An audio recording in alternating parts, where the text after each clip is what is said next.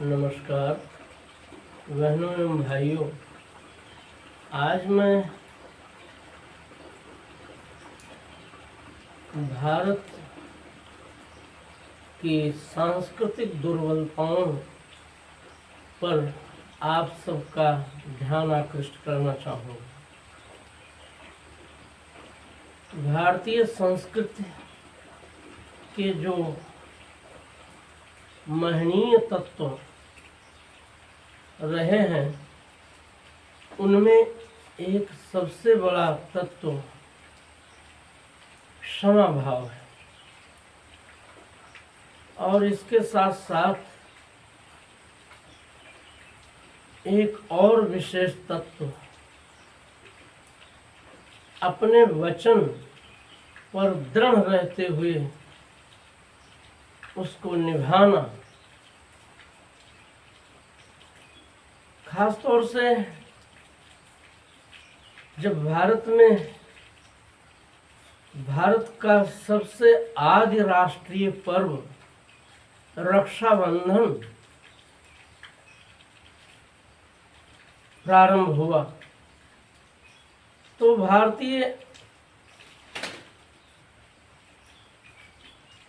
भारतीय परंपरा में रक्षाबंधन की गरिमा एक और सामर्थ्य के साथ प्रस्तुत हुई, जिसको कहते हैं वचन पालन, वचन देकर उसे निभाना।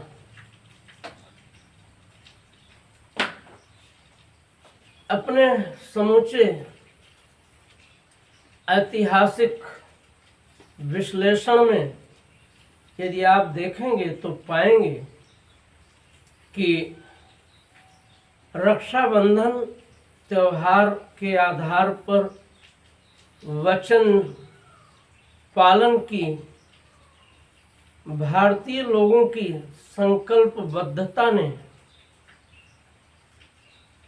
भारत के पराक्रमी होने के उपरांत भी बार बार भारत को पराजित करने का कार्य किया। इसी के साथ साथ भारत में जब ये सिद्धांत प्रवर्तित हुआ कि क्षमा पुरुषस्य भूषणम, क्षमा पुरुष का भूषण है, तो भारत के क्षमा भाव ने भी भारत को पराक्रमी, शौर्यशील, शक्तिशाली होने के उपरांत भी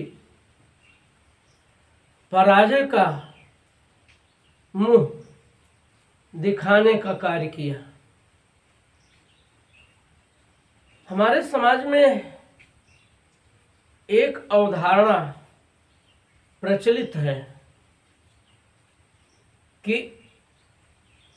रोग और शत्रु को किसी भी स्थिति में छोड़ना नहीं चाहिए, क्योंकि इन्हें छोड़ना स्वयं के लिए घातक सिद्ध होता है। रोग के संदर्भ में यह बात तो अच्छी लगती है कि जब कोई रोग किसी व्यक्ति के शरीर में हो जाए तो उस व्यक्ति को चाहिए कि उस रोग के निदान के लिए तत्परता पूर्वक जुट जाए, उसमें आलस्य न करे, उसकी उपेक्षा न करे। ठीक यही बात अगर कोई देश किसी देश का शत्रु है तो उसके प्रति भी सजग होकर, सावधान होकर तत्पर रहना चाहिए और शत्रु को निपटाने का अवसर कभी भी किसी भी कारण से जाया नहीं करना चाहिए, अन्यथा वो शत्रु आपको निपटा देगा, आपके देश को निपटा देगा। लेकिन भारतीय संस्कृति में हमारे कुछ आदर्श ऐसे भी रहे हैं जिनकी अति ने, मैं ऐसा नहीं मानता कि व्यक्ति के भीतर क्षमा का गुण नहीं होना चाहिए, व्यक्ति के भीतर वचन पालन की दृढ़ता नहीं होनी चाहिए, व्यक्ति के भीतर अपने संकल्प को पूर्ण करने की प्रतिबद्धता नहीं होनी चाहिए। ये सब होना चाहिए। इस सब के होने से किसी देश के मानव समाज की गरिमा लोक से लोकोत्तर तक पहुंच जाती है।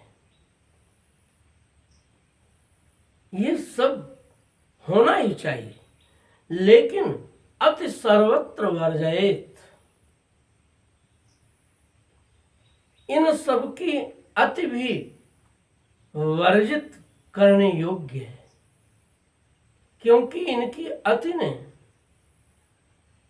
हमारे देश को कहीं का नहीं रख छोड़ा। इसीलिए मैं आज आप सबको अपने देश की, अपने भारत देश की संस्कृति में जो दुर्बलताएं हैं उसकी ओर संकेत करना चाहूँगा, क्योंकि जब तक हम इस पर नहीं विचार करेंगे तब तक बात बनने वाली नहीं है। सफलता के दो ही सिद्धांत हैं। एक सिद्धांत ये है कि यदि व्यक्ति को ये बोध हो जाए कि उसके दुख का कारण क्या है, तो वो अपने दुख का निवारण करने में सफल हो जाता है। दूसरी बात, यदि व्यक्ति को ये बोध हो जाए कि उसमें क्या सामर्थ्य है, क्या शक्ति है, क्या क्षमता है, तो भी वो अपनी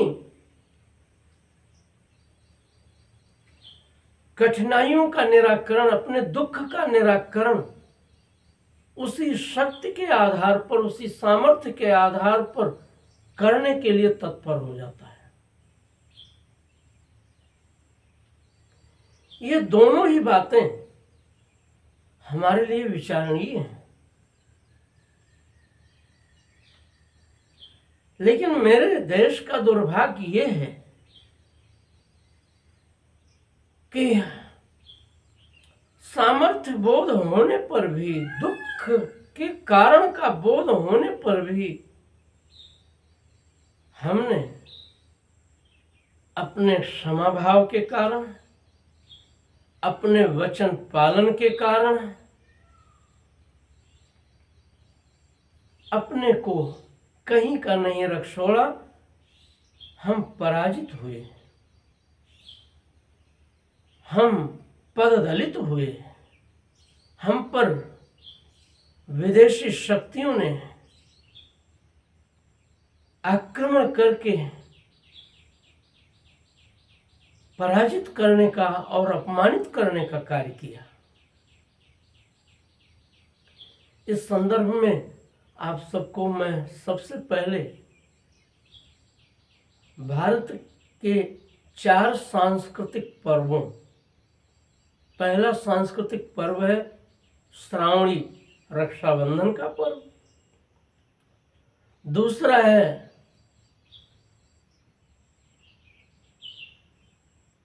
विजयदशमी का पर्व, तीसरा है दीपावली का पर्व और चौथा है होली का पर्व।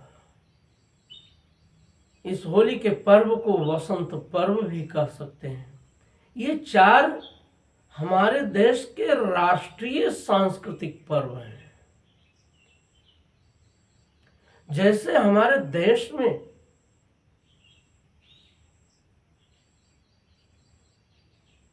राष्ट्रीय सांस्कृतिक मेला के रूप में कुंभ की महत्ता है, वैसे ही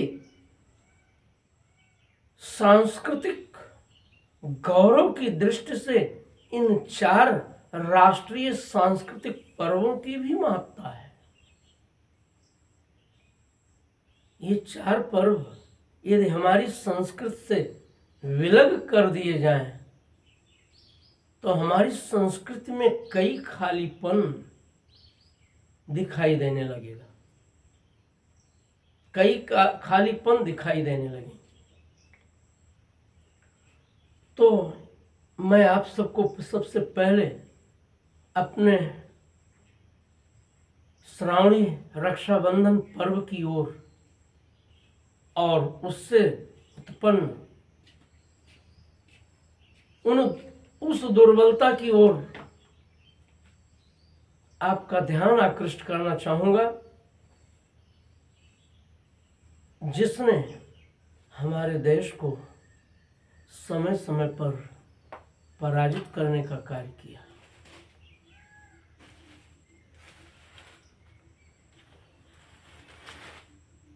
ये श्रावणी पर्व प्राग वैदिक काल से ही हमारे देश में प्रारंभ हुआ। इसमें होता ये था कि जो हमारे देश के विचारक, अन्वेषक, शोधकर्ता, ऋषि, महर्षि, ब्रह्मर्षि गण थे,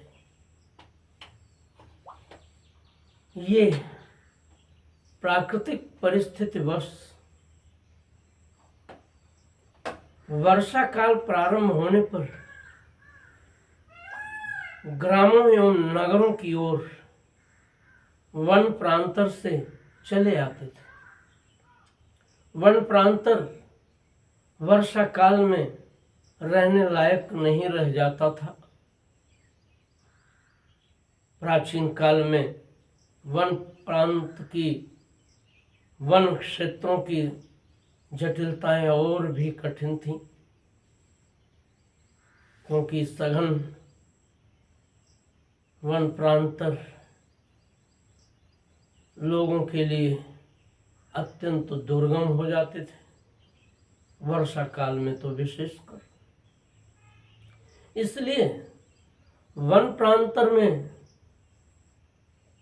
तपोरत रहने वाले, साधनारत रहने वाले, ज्ञान विज्ञान की खोजों में संलग्न रहने वाले हमारे ऋषि महर्षि गण ग्रामों की ओर, नगरों की ओर आकर के और वहाँ अपनी आध्यात्मिक ज्ञान गरिमा से लोगों को सबसे पहले संकल्पबद्ध करके 4 महीने जो वर्षा काल के हैं उसमें उन्हें ज्ञान और अध्यात्म के उपदेश या शिक्षाओं को देने का कार्य करते थे। ये ज्ञान सत्र 4 महीने तक चलता रहता था और ज्ञान सत्र जब पूर्ण हो जाता था तो जो राजागण और गृहस्थगण होते थे वे अपने मुनियों, ऋषियों, महर्षियों को उनके जीवन यापन के निमित्त वस्त्र, खाद्यान्न आदि सामग्री देकर उन्हें संतुष्ट कर विदा करने का कार्य करते थे। बस वहीं से ये पर्व चल पड़ा। आगे देवासुर संग्राम के एक दौर में जब महाराज भक्त प्रहलाद के पौत्र सम्राट बलि ने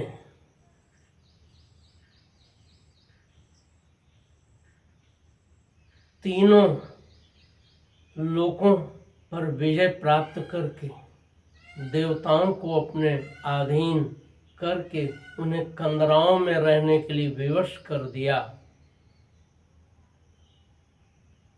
और उसके उपरांत उन्होंने विश्वजित यज्ञ संपन्न कर तीनों लोकों के सम्राट होने की घोषणा करने का निश्चय किया।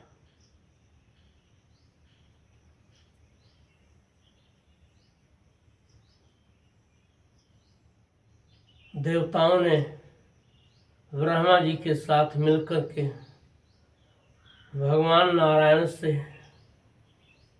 भगवान परम विष्णु से निवेदन किया कि प्रभु हमारी रक्षा कीजिए, हमारे अस्तित्व की संरक्षा कीजिए।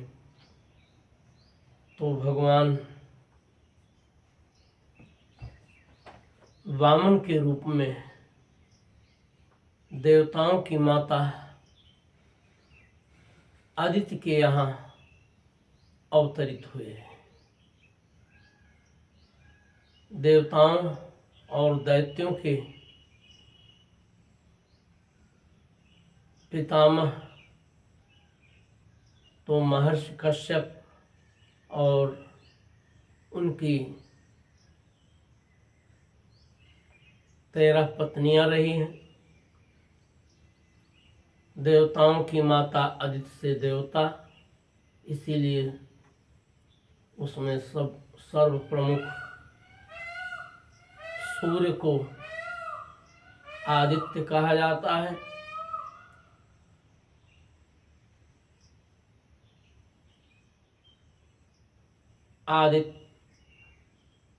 आदित्य अपत्यम पुमान आदित्य, द्वितीय अपत्यम पुमान दैत्य, दनो अपत्यम पुमान दानव। ये सब वस्तुतः महर्षि कश्यप की ही संतानें हैं, लेकिन सत्ता को लेकर और कुछ द्वेष भाव की भी व्युत्पन्न होने के कारण देवों और दैत्यों में निरंतर संघर्ष चला करता था। उसी संघर्ष की एक परिस्थिति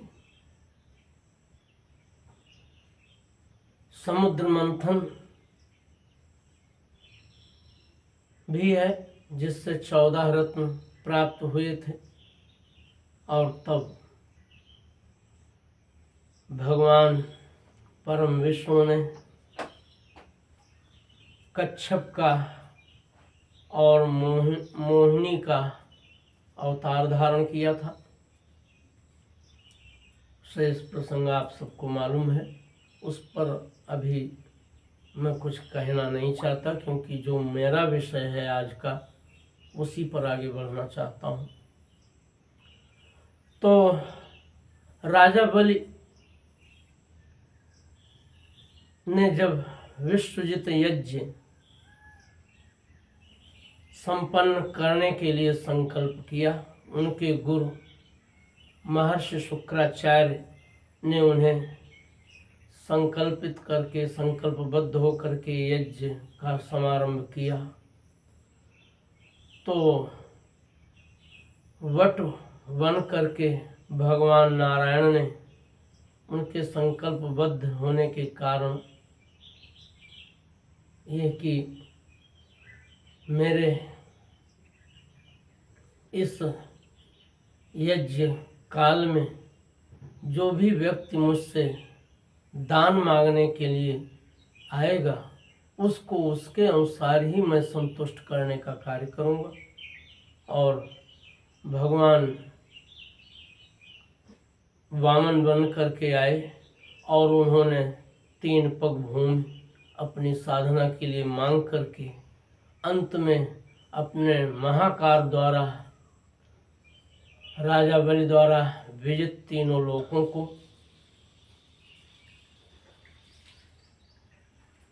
अपने अधीन कर लिया और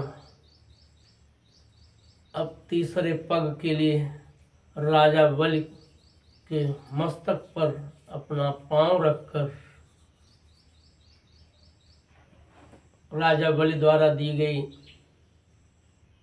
3 पग के हिस्से की भूमि से संबंधित वचन को पूरा कराया और राजा बलि को पाताल लोक, जिसे आज के संदर्भ में हम अमेरिका कह सकते हैं, भेजने का कार्य कर दिया। राजा बलि ने भी भगवान से वचन लिया कि प्रभु आप भी मुझे वर देने की कृपा करें और उस वर के अनुरूप मेरे पाताल लोक के महल के द्वार पर नित्य विराजमान रहकर मुझे दर्शन देने का कार्य करें। भगवान ने उन्हें भी वचन दे दिया, क्योंकि राजा बलि, सम्राट बलि तो भगवान के परम भक्त प्रहलाद के पौत्र थे, विरोचन के पुत्र थे। भला उनकी यह आकांक्षा भगवान क्यों न पूरी करते। और भगवान राजा बलि के द्वारपाल हो गए और जब भी राजा बलि राज कार्य के लिए अपने दरबार में पहुंचने का कार्य करते थे तो प्रथमतया भगवान का दर्शन करके उनकी कृपापूर्ण आशीष को प्राप्त करके ही दरबार में बैठने का कार्य करते थे। माता लक्ष्मी भगवान के इस स्थिति के कारण व्यथित हुई और उन्होंने पाताल लोक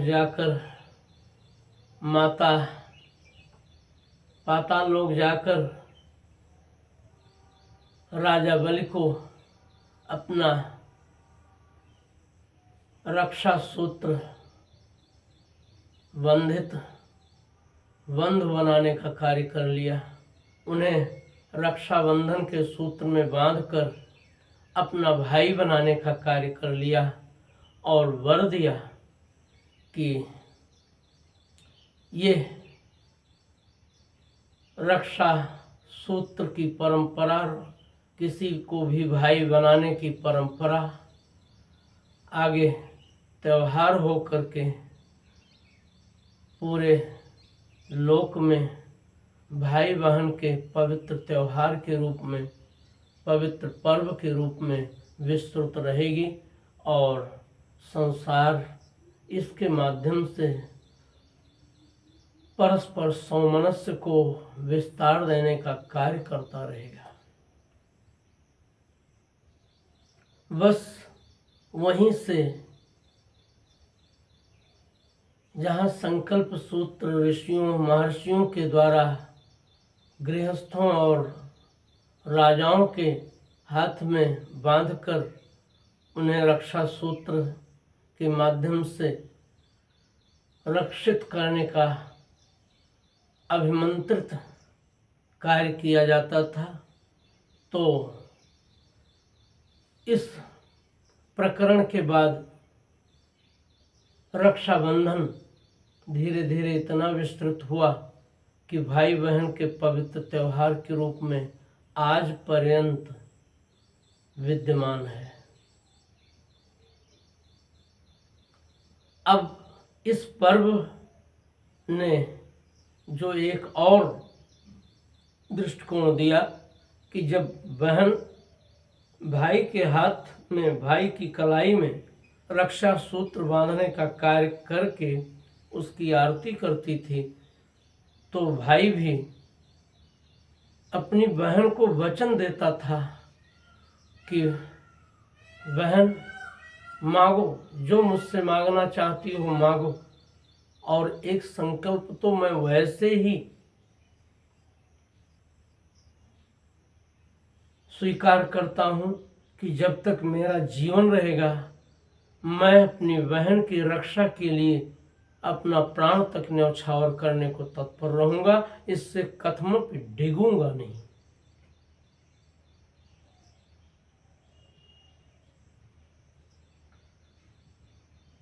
वैदिक काल में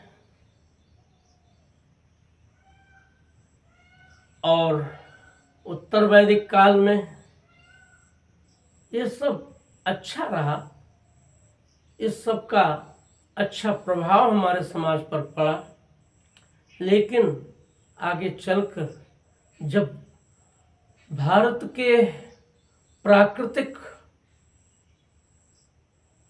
भूक्षेत्र पर, जिसे वर्ष कहते हैं, भारत जम्बू द्वीप, भरत खंडे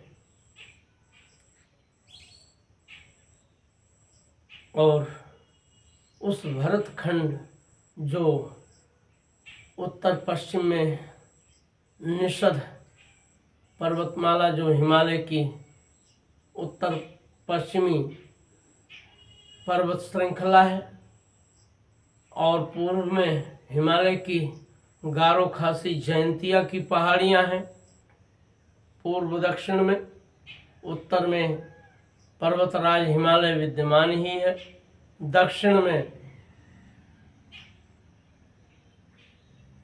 हिंद महासागर विद्यमान है। इस प्राकृतिक क्षेत्र को ही भारतवर्ष या भरत खंड नाम दिया गया था। भाते रताह भारत, जो हमेशा अभ्युदय, प्रकाश और सदचेतना के अन्वेषण में निरत रहने वाले लोग हैं, उन लोगों से युक्त भूमि का नाम भारतवर्ष है।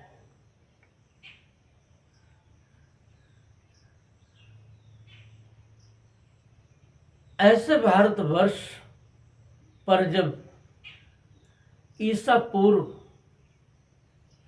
326 में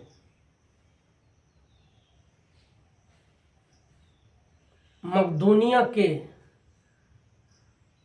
शासक फिलिप के पुत्र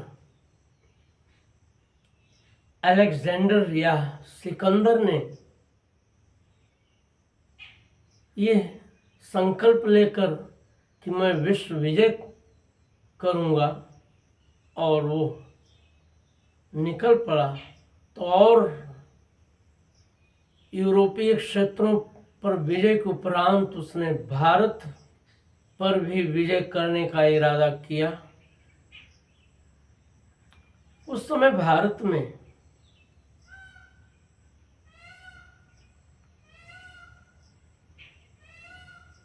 अलग प्रकार की शासन प्रणाली, जो कई रूपों में थी, लोकतंत्रात्मक भी थी, राजतंत्रात्मक भी थी, और राजतंत्रात्मक होने पर भी मर्यादित राजतंत्रात्मक भी थी, वैधानिक राजतंत्रात्मक भी थी। इस सब रूपों में जो हमारे देश में शासन व्यवस्था चल रही थी, उसमें एक केंद्रीय शासक होता था, जो अश्वमेध यज्ञ, विश्वजित यज्ञ, राजसूय यज्ञ, वाजसनेय यज्ञ आदि के माध्यम से और क्षेत्रों को तो जीत कर उनको केवल कर देने के लिए अपने से संबंधित करता था, लेकिन भारत के प्राकृतिक भू क्षेत्र में, जिसका मैंने अभी पहले आख्यान किया, उस भू क्षेत्र के जो छोटे छोटे राज्य होते थे उनको अपने अधीन करते हुए करद प्रणाली के आधार पर केंद्रीय शासन चला करता था। इसलिए बार बार इन यज्ञों के माध्यम से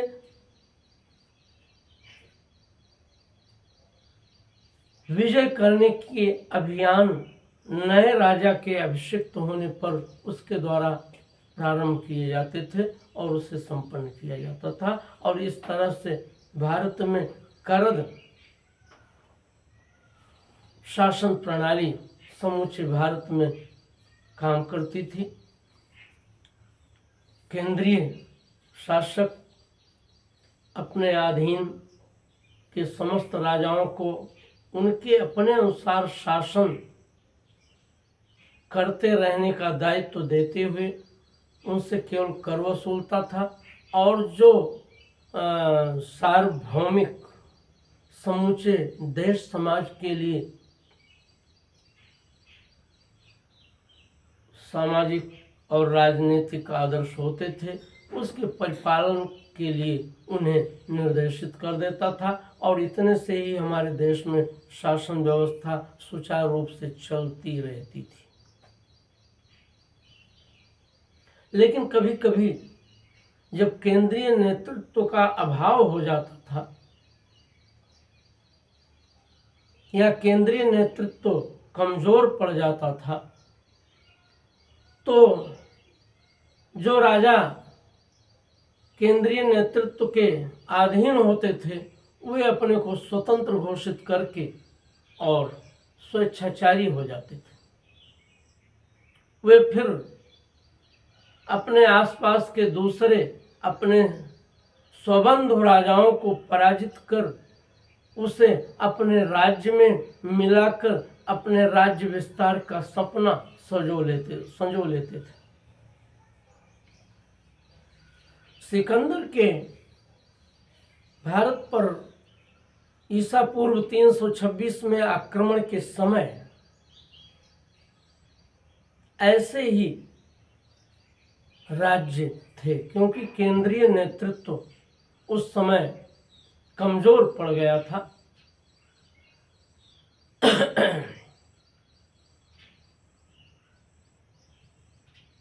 ईसा पूर्व 6वीं शताब्दी में जब अजातशत्रु ने एक विशाल साम्राज्य का संगठन करते हुए राजतंत्रात्मक व्यवस्था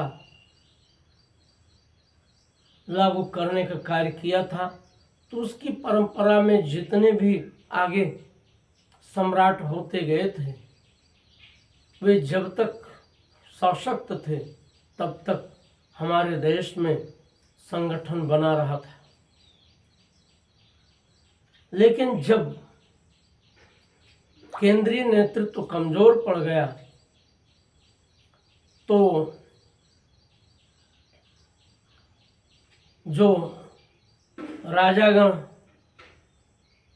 केंद्रीय नेतृत्व के अधीन थे उन्होंने अपने को स्वतंत्र कर लिया और स्वतंत्र करके अपने ढंग से अपने राज्य विस्तार का वह सपना संजोकर आचरण करने लगी।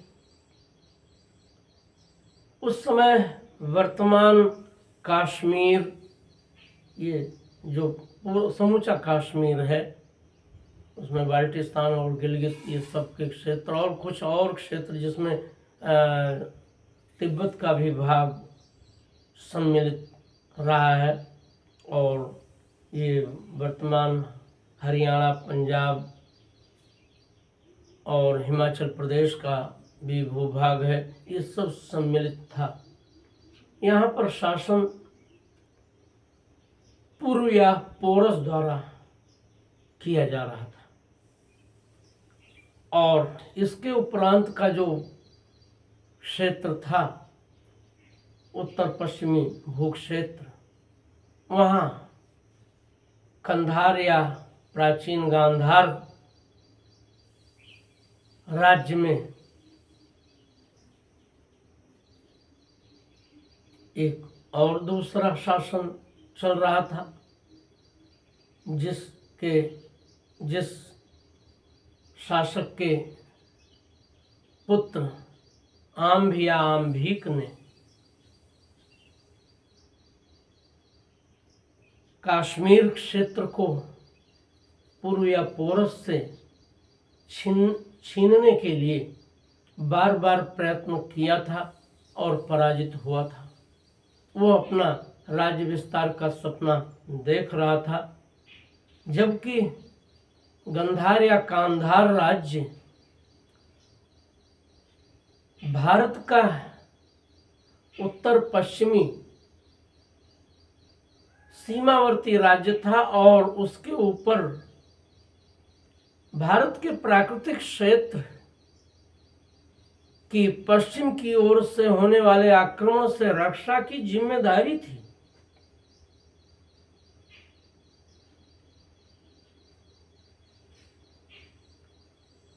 मगध में उस काल में महापद्म धननंद का शासन चल रहा था। भारत के शक्तिशाली राज्यों में और बड़े राज्यों में इसकी गणना होती थी और इसकी शक्ति और इसकी सामर्थ्य भी हमारे देश के दूसरे राज्यों की ईर्ष्या का कारण भी थी। लेकिन सशक्त राज्य होने के कारण वर्तमान ये जो मगध का पटना राजधानी पाटलिपुत्र और मगध नाम से इस राज्य का संचालन, इसमें वर्तमान समूचा बंगाल और आसाम, बिहार, उड़ीसा, ये सारे क्षेत्र इस मगध साम्राज्य के अधीन थे और एक बृहत राज्य के रूप में मगध प्रशंसित था।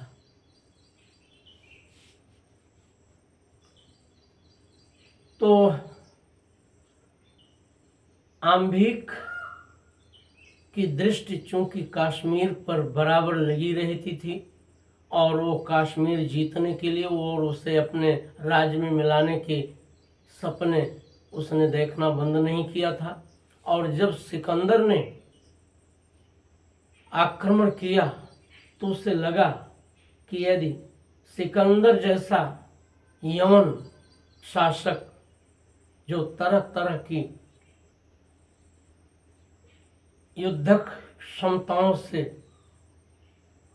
परिपूर्ण है, उसके पास युद्धरत होकर विजय हासिल करने का जज्बा और उसके संसाधन भी उसके पास पर्याप्त हैं, तो उसने पूर्व पर और पूर्व के माध्यम से पूर्व के आगे मगध और आदि राज्यों पर भी विजय करने के सिकंदर के मंसूबे को और भी उद्बुद्ध कर दिया, जागृत कर दिया और भारत पर आक्रमण करने के लिए आम्भीक ने सिकंदर को रास्ता दे दिया। ये वर्तमान बलूचिस्तान, किर्गिस्तान और तुर्कमेनिस्तान, ये सब जो और क्षेत्र हैं, अफगानिस्तान, ये सब इलाके उस समय भारतीय कहलाते थे, भारत वर्ष के अंतर्गत के राज्य कहलाते थे। ये जो गांधार या कंधार राज्य रहा है उसमें ये सब भू क्षेत्र सम्मिलित थे।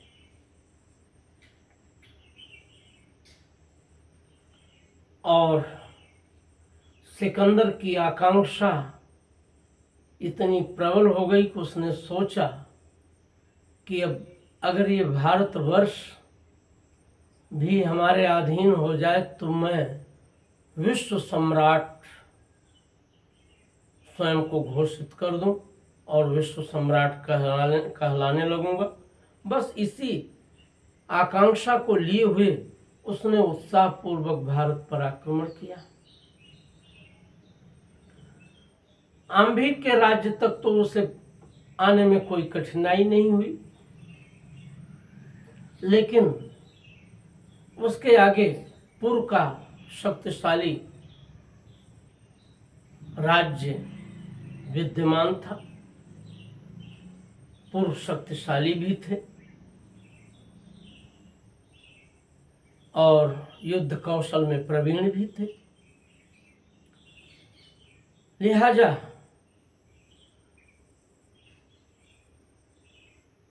वितस्ता या झेलम नदी को लांघकर उसने पूर्व पर आक्रमण करके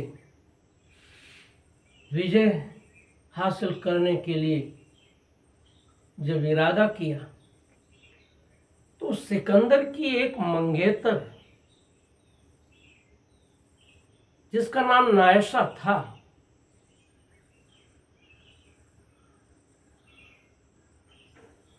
वो सिकंदर से विवाह के लिए उसकी मंगेतर बनकर उसके साथ बराबर रह रही थी और जहां अवसर होता था सिकंदर की रक्षा करने का भी कार्य करती थी। उससे सिकंदर ने कह रखा था कि जिस दिन मैं संपूर्ण विश्व विजित कर लूंगा उस दिन तुमसे विवाह करूंगा, क्योंकि मेरा विवाह दो से होगा, एक का नाम विश्व विजय होगा और दूसरे का नाम नायशा होगा। इसलिए नायशा सिकंदर की रक्षा के लिए ज़्यादा ही सक्रिय थी और उसके अपने गुप्तचर गुल्म भी थे जो सिकंदर के आक्रमण से पहले उस आक्राम में राज्य की गुप्तचरी करके उसकी सबलताएं और उसकी दुर्बलताएं नायशा तक पहुंचाने का कार्य करते थे और फिर नायशा सिकंदर को उससे संबंधित सुझाव देकर उसके परिपालन का कार्य कराती थी।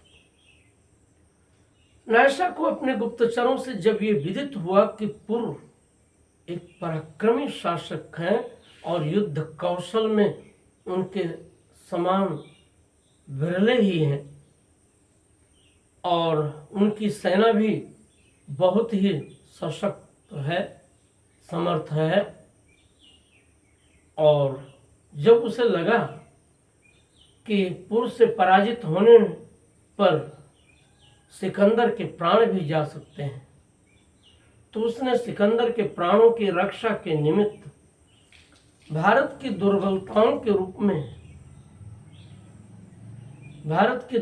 के रूप में रक्षाबंधन के रक्षा सूत्र को हथियार बनाने का कार्य किया।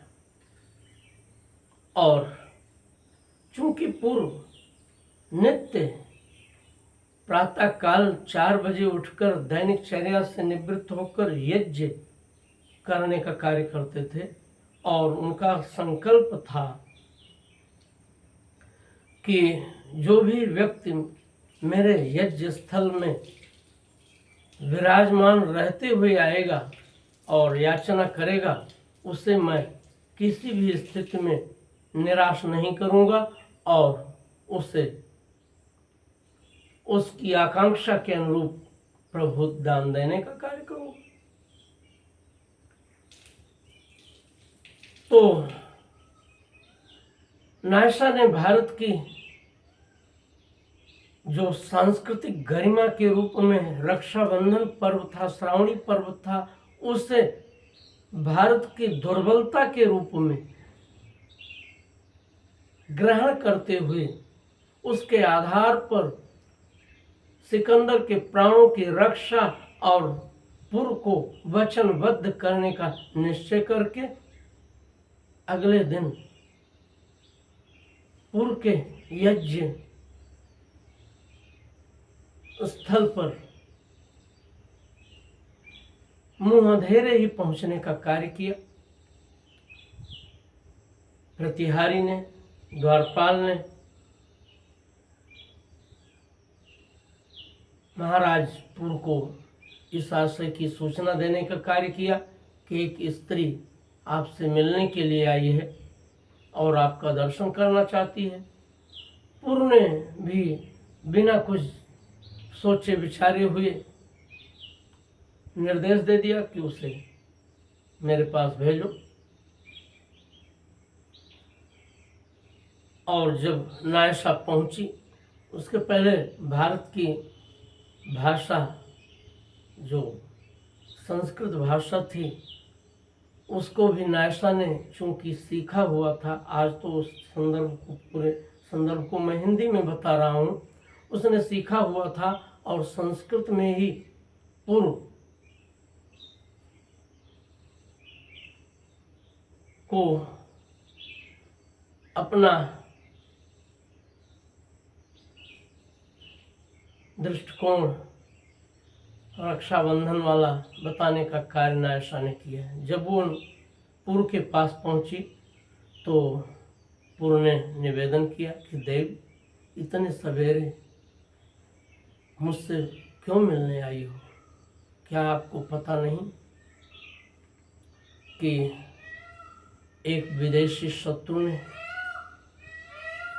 हमारे देश को हड़पने का इरादा करके आक्रमण की योजना बना रहा है और वितस्ता के उस ओर उसने पड़ाव डाल रखा है। नायशा ने कहा, मैं जानती हूं,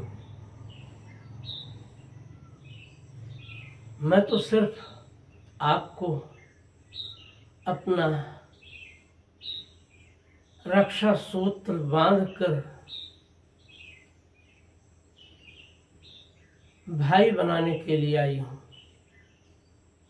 आप अगर मुझे अपनी बहन के रूप में स्वीकार करते हुए रक्षा सूत्र बंधवाने का कार्य करें तो यह मुझ पर कृपा होगी। पुर को तो ये चाहिए था कि पहले नायशा से और अपने गुप्तचरों से नायशा के संबंध में सारी जानकारी हासिल करते, उसे समय देते कि मैं रक्षा सूत्र जरूर बंधवाऊंगा, लेकिन मैं पहले आपके बारे में सम्यक जानना चाहूंगा। लेकिन उस समय स्त्रियों का आदर करना भी भारतीय संस्कृति की विशेषता थी। भारतीय संस्कृति में यह निर्देश था कि अगर कोई राजा किसी पर आक्रमण करता है तो स्त्री, गौ और दूसरे निरीह जीवों पर, इसी के साथ साथ कृषि भूमि पर किसी प्रकार की क्षति पहुंचाने का कार्य उसके द्वारा नहीं होगा। स्त्री की संरक्षा हर राज्य करता था। किसी धार्मिक सांस्कृतिक पुस्तक का सम्मान भी उस काल में बहुत महत्वपूर्ण था।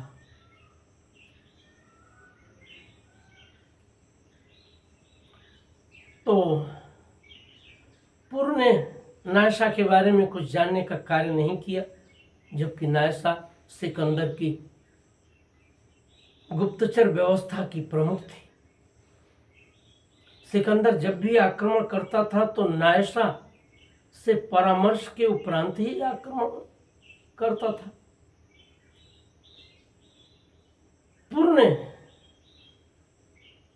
बिना कुछ सोचे विचारे हुए अपने देश की आदर्श परंपरा, अपने देश के आदर्श पर्व का सम्मान करते हुए अपना दाहिना हाथ नायशा की ओर बढ़ा दिया और कहा, बहन अब आप रक्षा सूत्र मेरी कलाई में बांध सकती हो। नायशा ने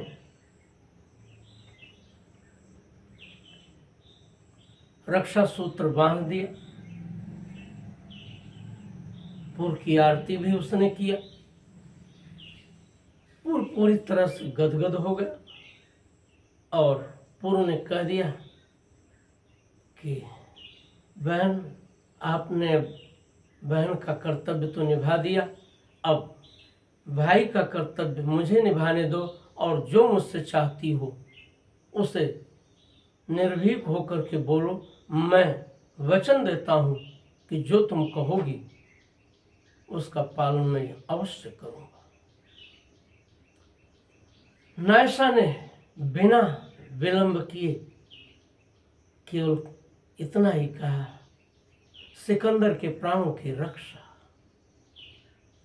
मैं सिर्फ आपसे सिकंदर के प्राणों की रक्षा का वचन मांगती हूँ।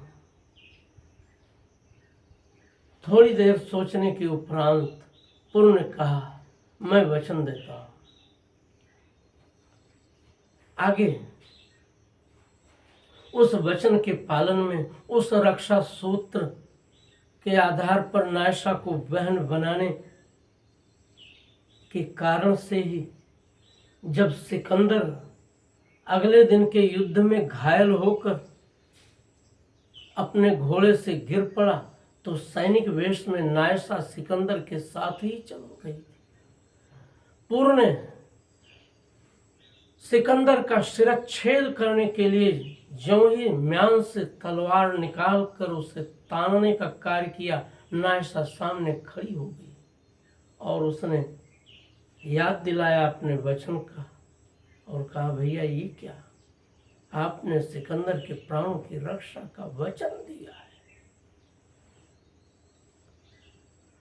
वचन इतना महत्वपूर्ण था कि देश उसके सामने गौण हो गया। पुर ने अपनी तलवार वापस म्यान में रख लेने का कार्य किया और ये कहते हुए कि जाओ सिकंदर, पुर ने तुम्हें आज के बंधन से मुक्त किया। जब स्वस्थ हो जाना, घायल हो चुके हो, जब स्वस्थ हो जाना तो फिर लड़ने के लिए आ जाना। पुर तुम्हारा युद्ध के मैदान में फिर स्वागत करेगा। आगे अत्यंत बरसात हुई। पुर के सैनिक लंबे लंबे धनुषों पर तीर चढ़ाकर युद्ध करते थे। उसके लिए उन्हें अपने धनुष को पृथ्वी पर टेक कर और उसके बाद बाण संधान करना होता था। जब धरती अत्यंत गीली हो गई तो उसके पुर के सैनिकों के जो वजनी धनुष थे वो वजन पाते ही गीली धरती में धंस जाते थे और उसके लिए उसके सैनिक को उसे उखाड़ना पड़ता था। एक और भारतीय सैन्य की दुर्बलता है, भारतीय सैन्य अभियानों की दुर्बलता है कि भारतीय सेना जो चतुरंगिणी रूप में हाथी घोड़े पैदल रथ के रूप में होती थी, उसमें हाथी यानी गज सेना को युद्ध के मैदान में सबसे आगे रखा जाता था। तब तक भारत के पास तोप और गोले नहीं हुआ करते थे, विस्फोटक नहीं हुआ करते थे। सिकंदर के पास वो सामग्री थी। उस युद्ध में जब पलीते लगाकर अपने गोलों को तोपों के माध्यम से सिकंदर ने दगवाना शुरू किया, तो पूर्व की जो गज सेना थी, गज पर तो कोई विशेष अंकुश होता नहीं। जो अंकुश धारण कर पीलवान उन्हें नियंत्रित करता है, वो तभी तक नियंत्रित कर पाता है जब तक हाथी भड़क नहीं जाते। हाथी के भड़कते ही पीलवान की महावत की कुछ भी नहीं चलती और हाथी वो कर डालते हैं जो नहीं होना चाहिए। यही पूर्व की सेना में भी हुआ। जब तोप से विस्फोटक दगे तो उसकी घोर आवाज को सुनकर हाथी भड़क उठे और वे प्रत्यावर्तन करते हुए लौटते हुए अपनी ही सेना, जो पैदल सैनिक थे और दूसरे सैनिक अश्व सैनिक थे, उन सबको रौंदते खोंदते हुए वापस भाग चले। लेकिन पूर्व ने युद्ध जारी रखा था। उस युद्ध में पूर्व घायल होकर जब गिरा तो पूर्व ने गिरने के उपरांत अपने सैनिकों को युद्धरत रहने के लिए निर्देशित किया, सेनापति को निर्देशित किया। लेकिन पूर्व के अपने घोड़े से गिरने के उपरांत ही पूर्व की सेना के पांव उखड़ गए। गज सेना ने रही सही जो स्थिति थी उसको एकदम से खत्म कर दिया, रही सही सामर्थ्य को एकदम तिरोहित कर दिया और पूर्व सिकंदर के द्वारा बंदी बनाया गया। पूर्व के बंदी हो जाने के उपरांत जब सिकंदर के सामने पूर्व को लाया गया तो सिकंदर इतना तो था कि उसने पूर्व द्वारा एक बार मुक्त हुआ ही था युद्ध में, क्षमा पाया ही था युद्ध में। उसने ये कहा कि बोलिए महाराज, आपके साथ क्या व्यवहार किया जाए। तो पूर्व ने निर्द्वंद्वता के साथ उत्तर दिया, जैसे एक राजा दूसरे राजा के प्रति करता है। सिकंदर ने कहा, मैं आपको छोड़ भी सकता हूं और आपकी हत्या भी कर सकता हूं, लेकिन मुझे अधिक खुशी आपको छोड़ देने में होगी, बशर्ते कि आप मेरी मित्रता के प्रस्ताव को स्वीकार कर लें और आगे के युद्धों में मेरी सहायता करें। एक पराजित व्यक्ति की मित्रता किस रूप में विजयी राजा के साथ होती है, आप सब खुद ही कल्पना कर सकते हैं।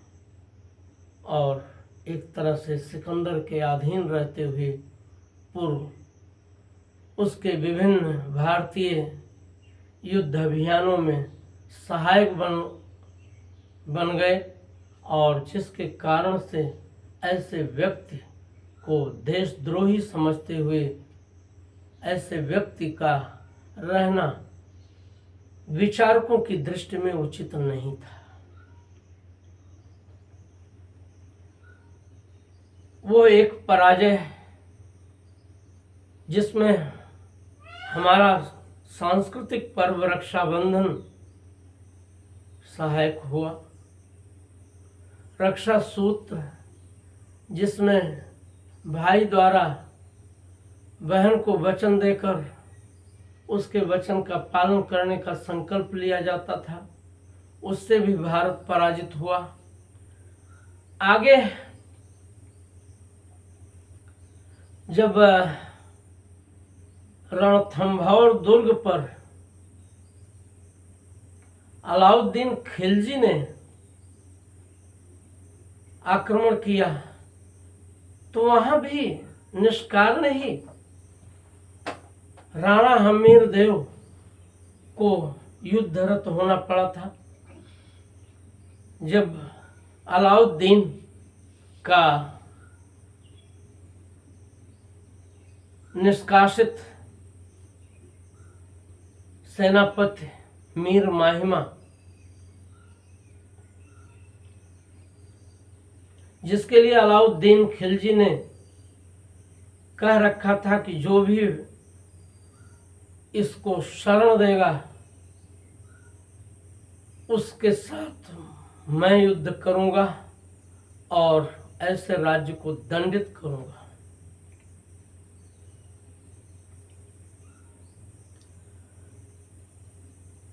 राणा हमीर देव पराक्रमी थे,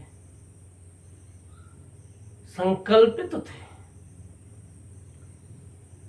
मीर माहिमा जब वन प्रांतर में रणथंभौर के किले के समीप के जंगल में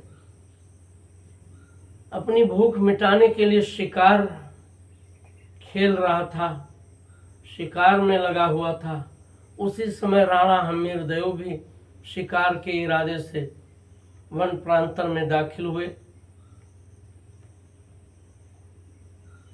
और वहां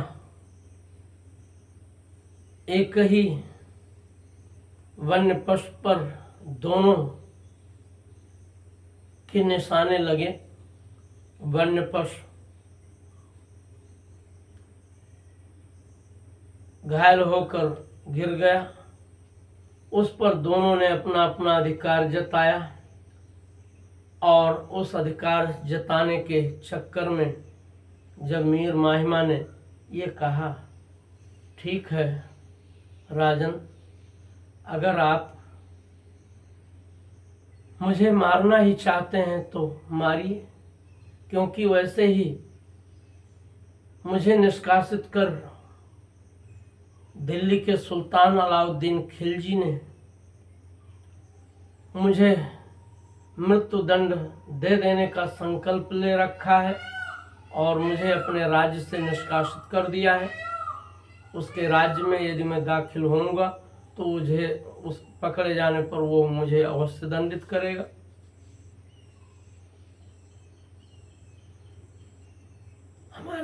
हमारे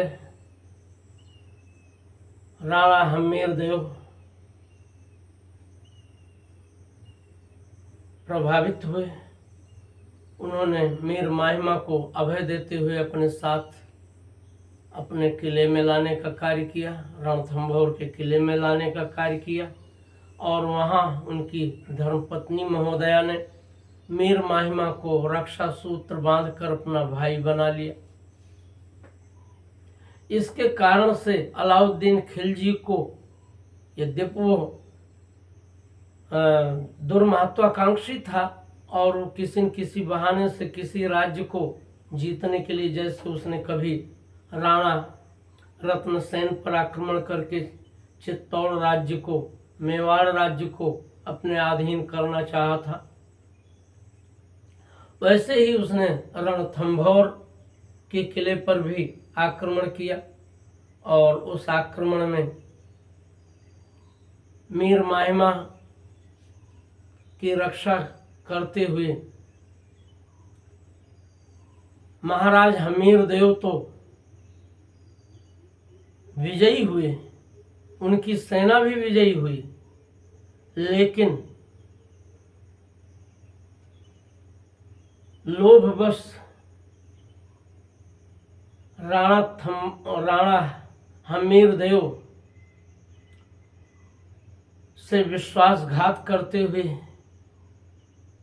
एक व्यक्ति ने, जो रणथंभौर का ही व्यक्ति था। उसने अलाउद्दीन खिलजी के कहने पर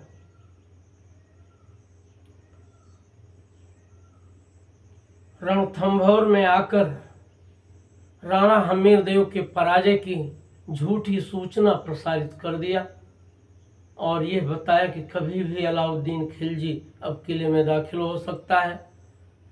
महारानी और उनकी समस्त सखियां, उनके सामंतों की सभी पत्नियां ने अपनी अस्मिता की रक्षा के लिए, क्योंकि उस क्रूर, आतताई, निर्दयी और व्यभिचारी अलाउद्दीन खिलजी से उसके स्वभाव से रणथंभौर की ललनाएं भी परिचित थीं। उन्होंने जौहर चिता तैयार कराकर जौहर की ज्वाला में आत्मघात कर लेने का कार्य किया और जब राणा हमीरदेव विजयी होकर लौटे तो वहाँ का दृश्य देखकर इतना व्यथित हुए कि उन्होंने विचलित होकर पुनः अलाउद्दीन पर आक्रमण करके उस युद्ध में बलिदान होने का कार्य किया। यहाँ भी देखें तो रक्षा सूत्र जो कि हमारे देश का सांस्कृतिक आदर्श है, लेकिन उसकी अति ने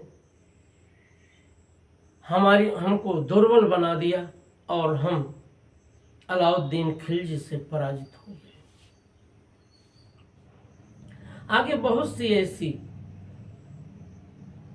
घटनाएं हैं जो ये सिद्ध करती हैं कि भारत अपने आदर्शों के अति से दुष्प्रभावित होकर बार बार पराजित होता रहा है। आप सबको विदित होगा कि भारत के क्षमा भाव के दर्शन ने भी भारत को कहीं का नहीं रख छोड़ा। तराइन के युद्ध में पराक्रमी होते हुए भी जिस मोहम्मद गोरी को पृथ्वीराज ने बार बार पराजित किया था और बार बार उसके क्षमा मांगने पर क्षमा करने का कार्य किया था, यद्यपि एक दो बार के उपरांत पृथ्वीराज के सलाहकारों ने, मंत्रियों ने उन्हें कहा था, महाराज ये जब एक बार क्षमा पाने के बाद दोबारा चढ़ा आया है तो इसका मतलब ये धूर्त है, मक्कार है, इसे आप क्षमा न करें। लेकिन अपने शक्ति के नशे में चूर और दूसरी ओर अपने वचन या अपने क्षमा भाव की गरिमा को बनाए रखने की दृष्टि से पृथ्वीराज ने उसे बार बार क्षमा करने का कार्य किया। वो मक्कार था ही, जैसे ही पराजित होकर गिरफ्तार होता था तैसे ही क्षमा मांग लेता था और महाराज पृथ्वीराज उसे उसका सब कुछ छीना हुआ लौटाकर उसे क्षमा देने का कार्य करते रहे। अंत में तराइन के युद्ध में जब जयचंद के सहयोग से हम, एक बात और भी है कि हम तभी पराजित हुए हैं जब हमें हमारे अपनों ने धोखा दिया है। जयचंद कुछ भी थे, भारतीय थे, उन्हें एक विदेशी शत्रु का उपयोग करने की जरूरत नहीं थी, लेकिन उन्होंने पृथ्वीराज से अपना बदला लेने के लिए, कन्नौज शासक थे, पृथ्वीराज से अपना बदला लेने के लिए मोहम्मद गोरी को अंतिम बार तराइन के युद्ध में, तराइन का युद्ध लड़ने के लिए न्योता दे दिया और कहा कि इस बार मैं आपका साथ दूंगा और आप विजयी होंगे, आप हार न मानिए, आप पृथ्वीराज पर पुनः आक्रमण कीजिए, बस मेरी आपकी शर्त ये रहेगी कि लूट का माल सब आपका, लेकिन जीती हुई जो भी भूमि है वो आप हमें सौंप देने का कार्य करेंगे, क्योंकि उसके पहले की घटनाओं में हुआ ये था कि जितने भी यवन तुर्क आक्रमणकारी आए थे वे भारत में लूटपाट करके वापस हो जाने का कार्य करते थे। लेकिन मोहम्मद गोरी का इरादा तो कुछ अलग था। जब वो विजयी हुआ जयचंद के सहयोग से, तो उसने अपने शत्रु को मिटाने के लिए किंचित भी विलंब नहीं किया। उसने पृथ्वीराज को गिरफ्तार करके पृथ्वीराज की दोनों आंखों को फोड़कर उन्हें निरंतर पराजित अनुभव करने के लिए उन्हें अपने कारागार में डालने का कार्य किया। और जब जयचंद ने जीती हुई भूमि को छोड़ देने का मोहम्मद गोरी से निवेदन किया, तो मोहम्मद गोरी ने यह कहते हुए अपने सेनापति को निर्देशित किया कि इस दुष्ट को पकड़ करके इसकी बोटी बोटी कटवा दो। जो अपने देश का नहीं हुआ, अपने देश भाइयों का नहीं हुआ, वो हमारा कैसे हो सकता है? इस पर विश्वास करने लायक नहीं है। इसके टुकड़े टुकड़े कर दिए जाए। जयचंद बंदी तो हो ही गए थे और उसके बाद उन्हें टुकड़ों में बांट करके उन्हें मौत के घाट उतार दिया गया। ये एक उदाहरण भी ये दर्शाता है कि जो भी अपने इतिहास से सीखता नहीं वो कैसे कैसे धोखा खाता है। अब यहाँ देखें कि क्षमा वर्णन को चाहिए छोटन को उत्पात का रहीम हरि को घटो, का रहीम हरि को घटो जो भृगुमारी लात। वहां उत्पात है। अगर छोटे उत्पात करें तो उसे क्षमा किया जाना चाहिए, लेकिन अगर बड़े अपराध करें और ऐसे लोग जो बार बार क्षमा पाने पर बार बार वही गलती वही दुष्टता करने पर आमादा हो जाएं, ऐसे लोगों को क्षमा करना कथम खतरे से खाली नहीं होता। वे ऐसे छिपे शत्रु हैं जो मौका पाकर अपने क्षमा करने वाले को मिटाने में भी विलंब नहीं करते, जैसा कि मोहम्मद गोरी ने किया। हम पूरा आलोडन विलोडन अगर अपने सांस्कृतिक इतिहास और इधर बुद्ध के बाद के इतिहास पर गौर करेंगे तो आप सबको ये विदित होगा कि हमारी दुर्बलताओं ने हमारे आदर्श सांस्कृतिक परंपरा के मनाए जाने में जो अतियां रही हैं, अतिवादी दृष्टिकोण रहे हैं, उन सब के कारण हमें पराजित होना पड़ा है, हमें अपमानित होना पड़ा है। इसलिए मेरा आप सबसे निवेदन है कि आप सब किसी भी स्थिति में भारत के संदर्भ को ध्यान में रखते हुए कार्य करें और भारत को गौरवान्वित करने के लिए अगर कहीं ज़रूरत हो तो अपने स्वत्व की परवाह न करते हुए देश की परवाह को सर्वोच्चता दें। यदि आप देश की परवाह को सर्वोच्चता देंगे और हमारे देश का हर नागरिक इसको स्वीकार करके इसके अनुरूप आचरण करेगा तो फिर किसी और भारतीय शासक को धोखा खाने की नौबत नहीं आएगी और फिर हमसे अपनी सांस्कृतिक महानताओं में निहित दुर्बलता का निदर्शन कर उसके अनुसार स्वयं आचरण करने का मार्ग मिलेगा। इन्हीं शब्दों के साथ आप सबको धन्यवाद। आप सबको ये विचार अच्छा लगा होगा। आप सब इसे सब्सक्राइब जरूर करें। इसी के साथ जय हिंद।